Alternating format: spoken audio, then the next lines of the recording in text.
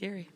All right, it looks like we're ready to begin. Thanks for joining us. We have head coach for Arizona Wildcats, Adia Barnes. Congratulations on your win last night and advancing to the Elite Eight. Thank you. We'll begin with questions. Media, please, as a reminder, when called upon, please state your name and affiliation first. We'll first hear from Kim Doss. Please unmute your microphone and ask your question. Hi, Adia. This is Hi. Kim from Arizona Desert Swarm. Just talked to Coach from Indiana, and she talked about ball security being real important for them, and they've been fairly good at that. And that's so key to what you do on defense and offense. What are the keys to turning them over? Well, I think just us playing solid defense, not letting them get into their action easily, pressuring the ball, containing one-on-one, those things. I think we've had success turning people over, but when we haven't turned people over a lot, we've been pretty solid in our transition defense and our half-court defense. So definitely have to just play the pressure we've been playing. It's gotten us this far, and it's been pretty successful. So, we know they have a big three. We have to contain, and a really good post player inside. We have to be able to guard them, and we have to be able to contain them and shut down some of their actions. Our next question comes from Jet Metcalf. Please unmute your microphone and ask your question. Adia, when you were at this point in 2016, what did you and Mike, what were some of the keys to sort of alleviating the pressure and yet getting your team to perform going into a game like this? We don't feel any pressure. I think for us, and it reminds me a lot of the Washington run. We didn't feel any pressure then. We were just going out and playing, confident in our abilities, and playing our best basketball at that time.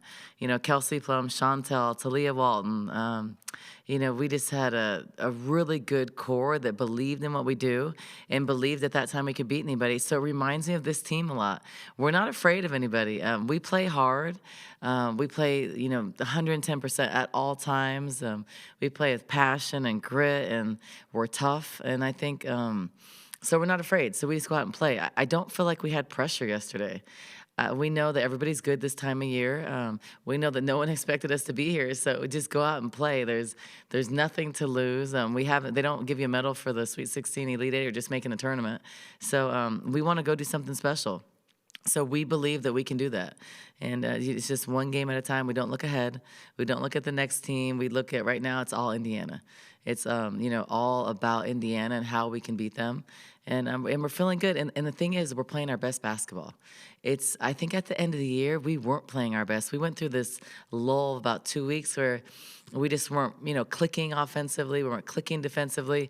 But ever since the UCLA loss and just taking a time off for a couple days, having that gap in between the regular season and the tournament, it really helped us. We got better.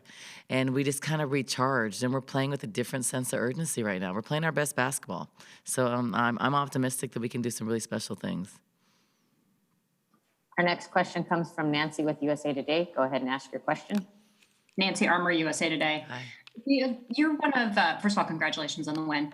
Thank You're you. one of the younger coaches left. How important is it to have, kind of the new generation of coaches emerge? And what kind of message does it send to other young coaches, particularly women coaches in the game? It's funny. I never even thought about that. It's because I always feel like I'm really young regardless until I realize I'm the same age as my kids' parents. I think it's special. I think there's a lot of things that I represent personally, represent former players, like I played professionally, represent players that are coaching at their alma mater, which is hard to do because there's a lot of pressure when you go to your alma mater, especially when you were good and you played, because people expect you right away to be that good. I also represent moms. I think I'm the only coach in the top 25 with an infant. I've gone through the whole year like with a baby, so people don't understand those things. So I think I represent moms and represent the fact that you can be a mom and a coach and be good at both of those things, and it's not easy. But I'm excited. I think there's a lot more parity in women's basketball, and it's proof right now that there is. There's two teams, us and Indiana, that have never been to the Elite Eight, and we're there. So we're both making history at our school. So both have done a good job of changing a program. So I think that's exciting. I think years ago that you would kind of know who's going to go, your brackets weren't going to mess up. And I think now everybody's brackets are all messed up, and that's awesome. But yeah, I think, just represent for young coaches that you can do it. I mean, I've been a head coach for 5 years. And I have when it's funny because I go against like all season, I go against like Tara, who's a great coach, really hard to coach against. I go against Kelly Graves, Scott Ruick, Corey Close, like really good coaches that have like 20 years experience on me. But I had 13 years of playing experience, but I've only coached for 10 years and 5 years as a head coach. But it's fun. I'm not afraid. I work to get better every day, and I learn. And all through the Pac-12, it prepares me. I get to coach against, Tara only has like 1,000 more wins than me. So I get to coach against them, and I learn, and I think it's fun. It's fun. So I'm excited that there's young coaches and different faces going further in the tournament, and that's good for women's basketball. Our next question comes from Stefan with the Indy Star. Unmute your microphone and ask your question. Hey, Coach. Stefan Kreisnik Hi. here with the Star. A bit of a two-part question on Bendu. First, has she kind of been able to give you guys some tips on defending this Indiana offense and some of the tendencies they bring? And I guess a follow-up to that is just what did you see in her generally that when she was in the transfer portal to want to bring her to Arizona? Well, so I have a long-standing relationship with Bendu. I recruited her when I was at Washington because she's from Oregon, so I knew her. And I always tell her she dumped me the first time, then she came back to me. So wanted Bendu the first time recruiting, known her since she was in 8th grade, watched her, and then I was surprised when she went all the way across the country to Indiana, and then. It's funny because she came on a visit when I first got the job. We weren't a good program at that time. So she went to a more successful program with Indiana at that time.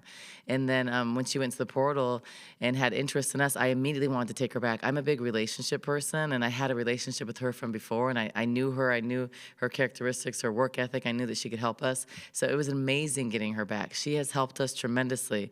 Haven't talked to her a whole lot about Indiana because I want her to just focus and have fun and do her thing. But, we know Indiana's a really good team, so we're doing our own work as a staff and preparing. But, we're excited. And I think for her, playing against her former team is obviously, players always get excited to play against their former teams or who recruited them. That's just the way kids are. But Bendu's been amazing for us. Our next question comes from PJ Brown. Go ahead and ask your question. Hi, Adia. This is PJ from the Arizona Daily Star.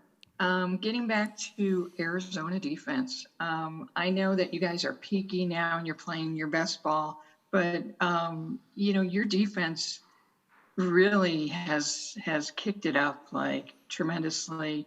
There were so many more tips in the last game than we always see tips from you guys, but there were so many tips and deflections, not only team defense, but individual. So Sam's picking up 5-6 steals a game, right? And Helena is just, with her deflections and that big block last night on that home run pass. What are you seeing from your team and these individual players that's really kind of putting you over the top? Well, everybody's stepping up at the right time. If you look at our team, Ari really has stepped up her level of defense. It's been great all year long, but took it to another level. Yesterday, I think Ari completely canceled Nixon. And then if you look at Helena did not get driven by. Helena, it was one of those, she got beat on a long pass, which we never do, but then she recovered with that left-handed block. That was huge. Helena's played phenomenal defense. She's made big shots in every game. So even if she only has 6 points, the 6 that she has are huge. Sam is a tremendous defensive player. I think she is the most underrated defensive player in the country, and she's one of the best in the country. She cannot have a point, and she can tremendously impact the game. So she can have 0 points on a stat sheet, but she'll have 6 rebounds, 4 steals, 4 assists, no turnovers, and impact the game. And she's special. She is a stat filler. She does so many things that don't show up on the stat sheet too. She may have a great box out that leads to a Trinity rebound or a Kate rebound. She's phenomenal for us, and she stepped it up a level. I think she had 5 blocks yesterday. Or 5 steals. 5 steals yesterday, a couple blocks. 5 steals, that's huge because that leads to points for us. So Sam's phenomenal. Kate's played great defense. Kate's always, she's undersized inside, and she's tall and lean and athletic. She's been guarding tough players that are strong and more physical, but she's brought more physicality, and she's played tougher. She's held her ground. She's hit big threes. So when she doesn't want to bang with you, she's stepping out hitting threes. She's 5 for 7 in the tournament.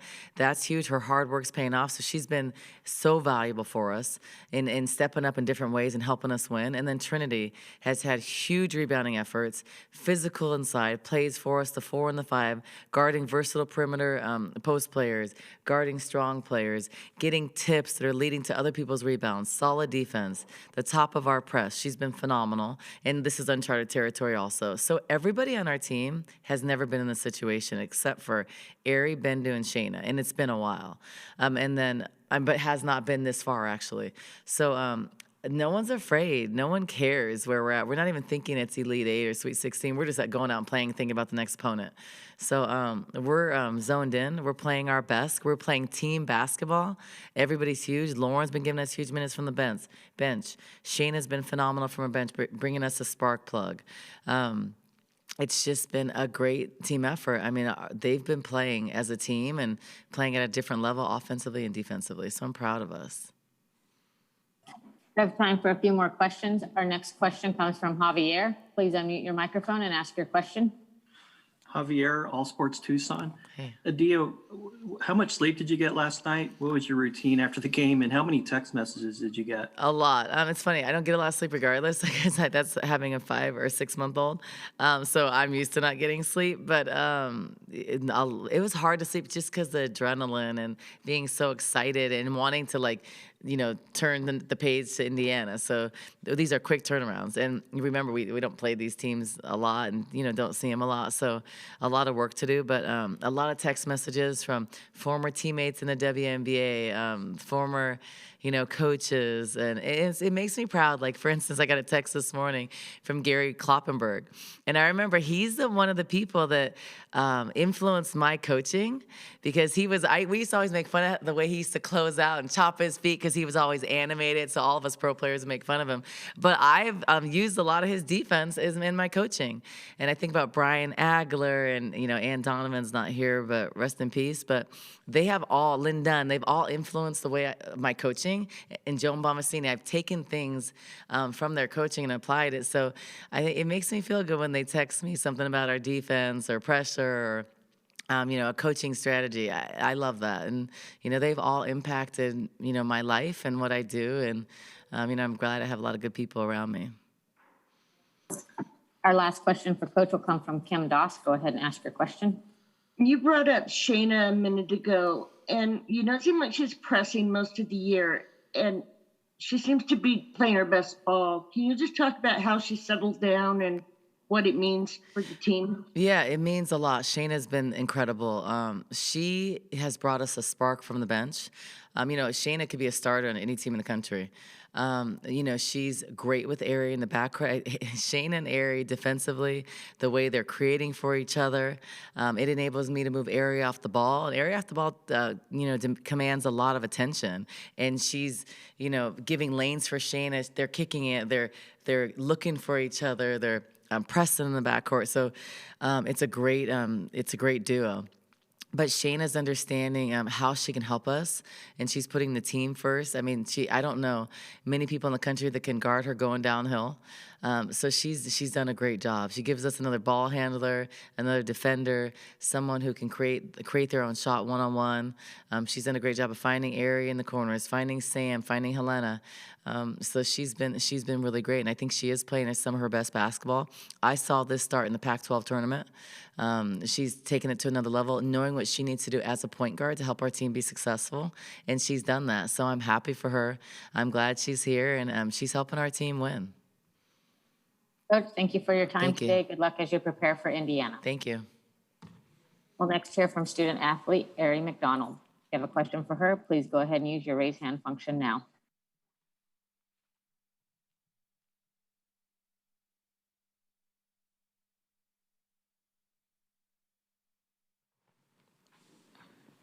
Thanks for joining us today, Ari. Our first question will come from PJ. PJ, go ahead. Hi, Ari. It's PJ from the Arizona Daily Star. Let's talk Arizona defense. You guys have really kicked it up a notch. Last night was stellar defense against a really big, tough Texas A&M team. And all through the tournament, you guys have just, each game, your defense is getting better. And not only as a team, but individuals. I mean, the way you stop your opponent, Sam getting all those steals, Helena, Bendu, I mean, everybody down the line. What are you seeing from your teammates, and why, it's March and I get that you're peaking now, but is there something else? Are you guys seeing something on the court that you didn't see before, or now are you just more aware of certain things? No, I wouldn't say that. I think that every possession is critical, and I think that attributes to us wanting to get more stops. And we know that our defense leads to our offense, and also Coach Barnes has challenged us to win our defensive battle, like who we're guarding, cancel them out. So we have to just pretty much take pride in our defense, and I think we've done that. Our next question comes from Javier. Please unmute your microphone and ask your question. Javier Morales, All Sports Tucson. Ari, with this national stage and so much attention placed on you and you guys, how do you deal with like blocking out some of that and focusing on what you guys have to do? I mean, it's easy. We came here to accomplish the mission. I think, we're focused and we just want to play our game, so we can't worry about that. Like, yeah, so it's good to get some recognition and get in the spotlight, but, I mean, we're not worried about that. It's a business trip, and we're here to take care of business, and that's winning a championship. Our next question comes from Kim Doss. Go ahead. Hi, Ari. This is Kim from Arizona Desert Storm, and I wanted to ask you about Shayna and how she has helped you, especially in this tournament, because her play seems to have kicked up a lot. Yeah, definitely. Shayna has elevated her game to like another level. She's a competitor. She helps me a lot. Defensively, offensively, she can create for herself, but also create for us. And like Coach said, when we're hitting shots, we spread the floor, and Shayna's able to get drives. But I mean, she's been really valuable to us right now, and she needs to keep it up. I don't know what she hit yesterday or for this tournament, but I mean, she needs to keep doing that because she's playing amazing right now. Our next question will come from Pepper. Please go ahead and ask your question. Hi, Ari. Pepper Percy with the next.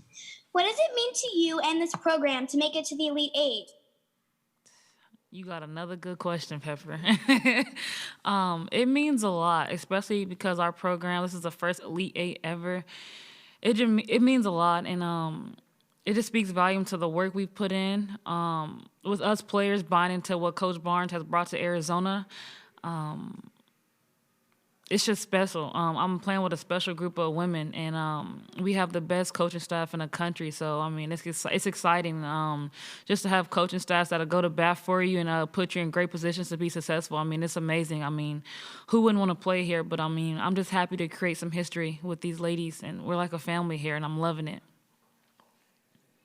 Again, if you have a question for the student athlete, please use your raise hand function now. Our next question will come from Javier. Ari, you transferred from Washington and you played against Washington. What can you relate to Bendu when she faces Indiana tomorrow? What can you talk to her about, facing that challenge? I just got to let her know it's going to be a war.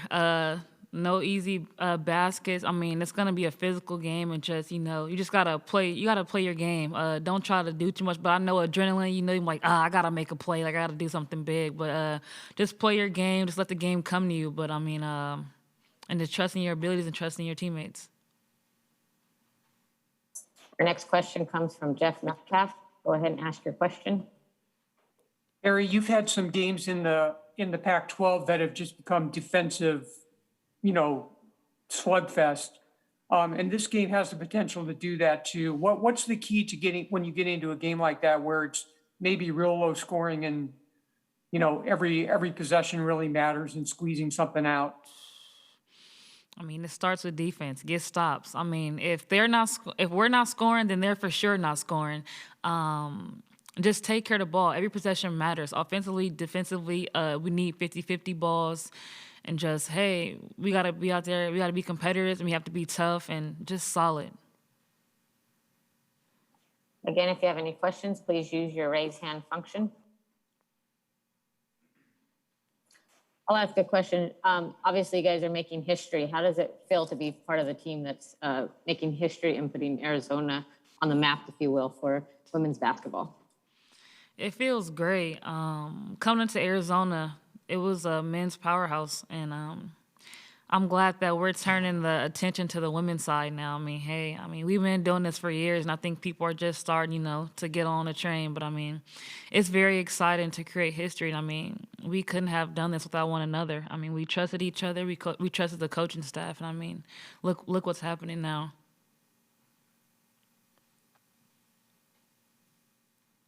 PJ, go ahead.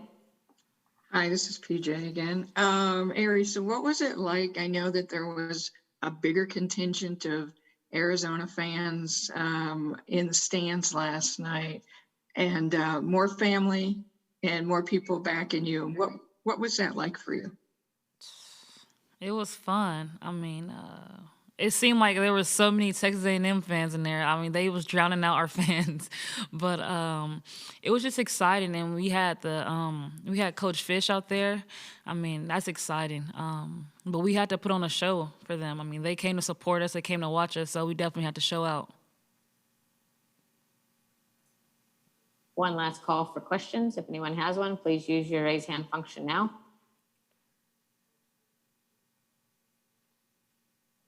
Ryan, go ahead. Yeah, Ryan Calipier, Arizona Desert Swarm. Ari, what did you guys do in those weeks after the Pac-12 tournament to really get on this groove that you're on right now? I think it involved rest. We had to take a break, had to take a step back from the game, reevaluate, and just get our minds right.